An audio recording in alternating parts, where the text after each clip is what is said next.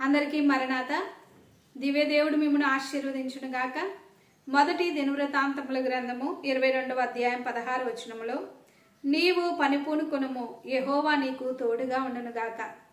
పని ప్రారంభించాలి అంటే అది ఏ పని అయి ఉన్నప్పటికీ కూడా సమస్తము సమకూర్చబడి, నా బలము సరిపోతుందా, నా జ్ఞానము సరిపోతుందా, నా ధనము సరిపోతుందా, నా ఆలోచన సరిపోతుందా, నాకు ఏ విధమైనటువంటి సహాయము అందుతుంది అనేటువంటి ఆలోచనతో మానవులమైనటువంటి మనము అనేకమైనటువంటి ఆలోచనలు కలిగి ఉంటాం. కానీ దేవుని చిత్తము, దేవుని సంకల్పం, దేవుని యొక్క ఏర్పాటు ఉన్నప్పుడు దేవాది దేవుడు సెలవిస్తూ ఉన్నటువంటి మాట ఏమిటి అంటే, నీవు పని పూనుకో. నీవు చేయవలసినటువంటి పని, నీ బాధ్యత ఏదైతే ఉన్నదో నీవు పని పూనుకో, యెహోవా నీకు తోడుగా ఉంటాడు. చూడండి, మనము చేయవలసినటువంటి పని ఎప్పుడు కూడా మనము చేయవలసినటువంటి వారమై ఉన్నాం.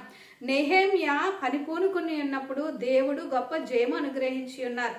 ఇశ్రాయేలీయులు యెరికో గోడల చుట్టూ 7 దినములు వారు ప్రభువును స్తుతించుచు తిరుగుచూ ఉన్నప్పుడు 7వ దినమున 7 మారులు ప్రభువును స్తుతించుచు కేకలు వేయచ్చు, బోరుల ఊదుతూ ఆ యెరికో కోట గోడల చుట్టూ కూడా తిరుగుతూ ఉన్నప్పుడు 7వ మారు ప్రభు గొప్ప జయమని గ్రహించి ఆ గోడలు కూలిపోయినాయి. అలాగునే పని పూనుకున్నప్పుడు దేవుడు ఎంతో గొప్ప విజయము అనుగ్రహించి వారై ఉన్నారు. చూడండి, ఒక సందర్భంలో యేసుక్రీస్తు ప్రభుల వారు లాజరు చనిపోయి ఉన్నప్పుడు సమాధి దగ్గర నిలవబడి ఉండి ఆ రాతిని పొర్లించండి అని ప్రభు సెలవిస్తారు.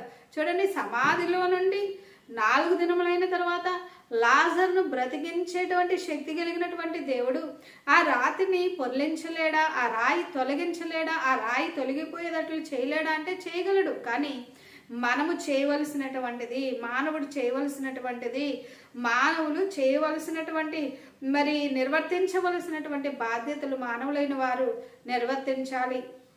దేవుని పిల్లలారా, మనము దేవుని పనిని పూనుకున్నప్పుడు అది ప్రార్థన అయినా, సువార్త చేయడం అయినా, సేవ అయినా, మీ వ్యాపారములలోనైనా మీరు చేయాలి అని తలపెట్టుతూ ఉన్నటువంటి ఏ పని అయినా కూడా ప్రార్థన చేసుకుని దేవుని సంకల్పము చొప్పున దేవాది దేవునికి అప్పచెప్పుకుని సంపూర్ణ విధేయతతో, నీతితో, యథార్థతతో మనస్సాక్షికి కల్మషము లేకుండా దేవుని యందు భయభక్తులతో పని పూనుకొని ఉన్నప్పుడు తప్పనిసరిగా జయము అనుగ్రహిస్తారు. జయము రాకపూర్వమే జయమును జనులకు జయమవును, స్తుతించు జనులకు జయమవును, ప్రకటించు జనులకు జయమవును. జయము జయమని కలవరించిన జయమే బ్రతుకెల్లా. ప్రభు మీకు జయము అనుగ్రహించబోతూ ఉన్నారు. ఎందుకంటే యేసు క్రీస్తు ప్రభులు వారు శ్రమలలో జయం పొంది ఉన్నారు, అలాగనే మరణముపై జయము పొంది ఉన్నారు.